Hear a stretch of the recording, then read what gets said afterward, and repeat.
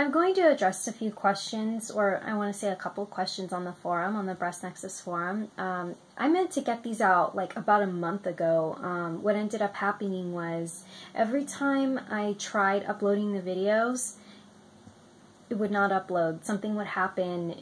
It just wouldn't process. So I never was able to get the response out. I know I could have just typed it, but it's so much easier as far as time management to just like make these videos and answer them that way. So I put them on the back burner, but I didn't forget about this question, and I know it's long overdue, but maybe it'll help somebody else. So this one's from Hannah, and this says, she writes, Tibetan, can you tell me what exactly your program was with which you achieved your big bosom? I've been trying to research your program, but everywhere are bits written, so it's hard to understand for me. And I read you also included parsley and alfalfa and a self-made tonic. What was in your tonic, and when, and how much parsley and alfalfa did you use? Alright, so obviously, Hannah, you weren't reading my thread. Okay, I know how it is. It's really overwhelming. Like, you're like, oh my god, pages and pages. This whole forum is just filled with everybody's literature, and where do I start? You know, we all get overwhelmed when we come to the forum. So, I get it. But my program was bovine ovary, and that was what the tonic was made with, bovine ovary. At the time, it was Medplex brand, which is no longer. It was a brand called Ultra Breast, and then I went and bought some Bountiful Breast, and made the tonic out of those two, and they both work just the same. So slightly different formulas, but just the same. But anyway, yes, I did the parsley and alfalfa because I knew that the parsley was really helpful with the adrenals, and at the time I had hypoadrenia, and it was pretty severe. I'm talking coma severe. I had to be on cortisol, though I could not afford it. So I rested a lot. That's how I got around this, and then I took the parsley. So the alfalfa, I knew that it was really, I mean, they're both high in chlorophyll, so I knew that I needed to like chelate and detox as I was doing my program, as well as get those really, really important minerals in and nourish the glands that they're known to nourish. So parsley was for the adrenals, and the alfalfa was more for the pituitary. So I did both, and my dose for alfalfa was, I think, up to 6 grams a day. That I felt had more mild effects compared to the parsley. Parsley's a little stronger, and I think it's because it's a really good chelator. So you might feel like the mobilization of metals in your body moving. I don't think it's quite as strong as cilantro, but cilantro is definitely one of those where you could get a headache if you have too much.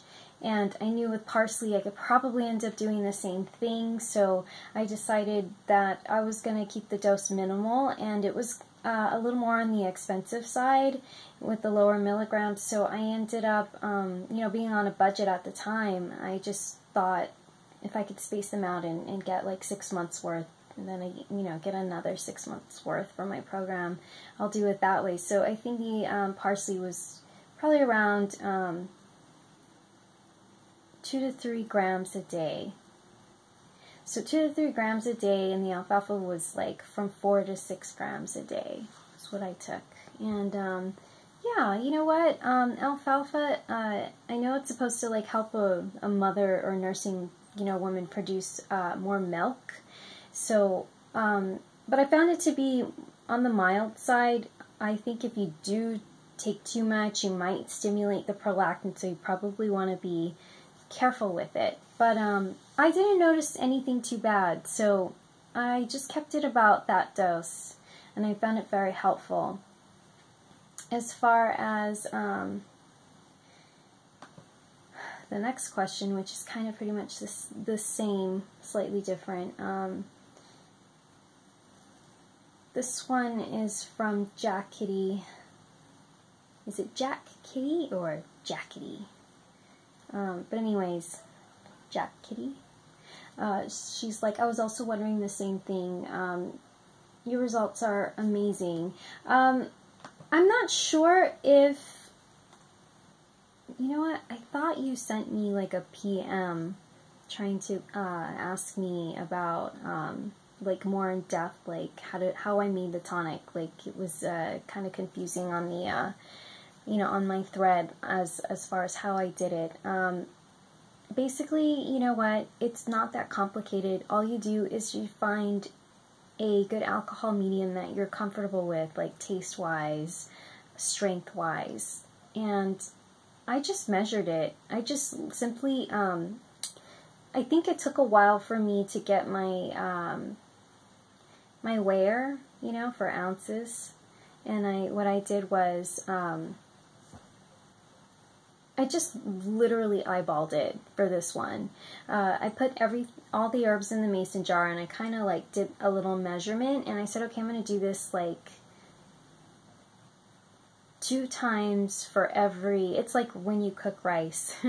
It's like 2-to-1 ratio, 3-to-1 ratio, you know, in this case for the herbal, for the raw materials. So I dumped all the powder in the mason jar, and then I made sure it was level, and I put the alcohol medium in there, and I think at the time mine was just like 100 proof rum, and then I got some 151.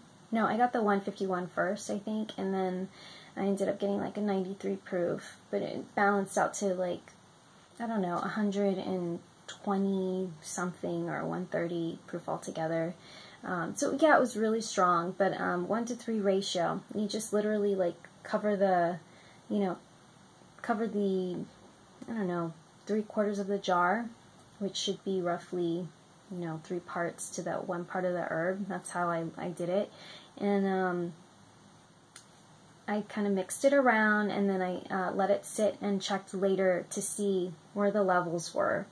And if they looked like they were about the 3-to-1 ratio that I was looking for, I was done. I just shook it every day, and I put it in the cupboard. And you never want to expose it to sunlight, so just be careful with that. But I mean, other than that, that's all I did.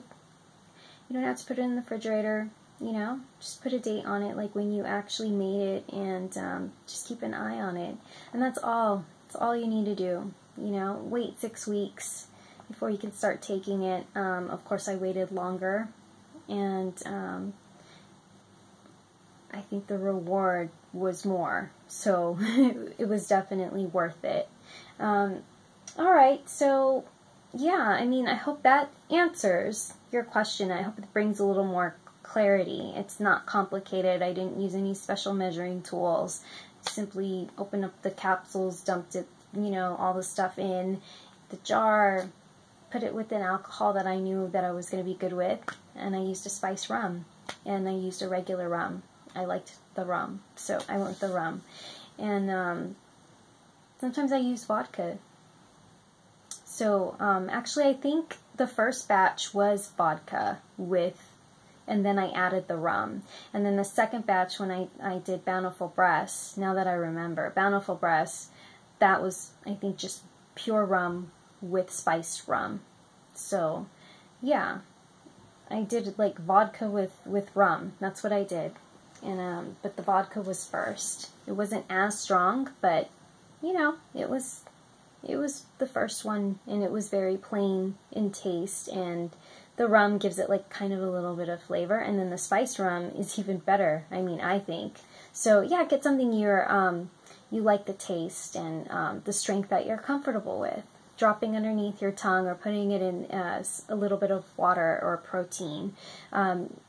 You don't want it to get lost in like all the food you eat, so you want to make sure you're taking it separately, like first thing in the morning, last thing before you go to bed, with a little bit of water, tea, juice, or protein. And I did all those. So yeah, so I know it took forever to get this stupid question answered, you know. And yeah, I mean, I'll try to get everything else a lot quicker. So I hope you see this. I wasn't ignoring you girls. It just was like a bad time. I don't know why. I just could not get this freaking video uploaded, and I had to redo it 4 times. So maybe it was just the day. So let's hope and be crossing fingers for this one. I hope this one uploads with no problems, because everything else was good. So, alright, see ya when I see ya.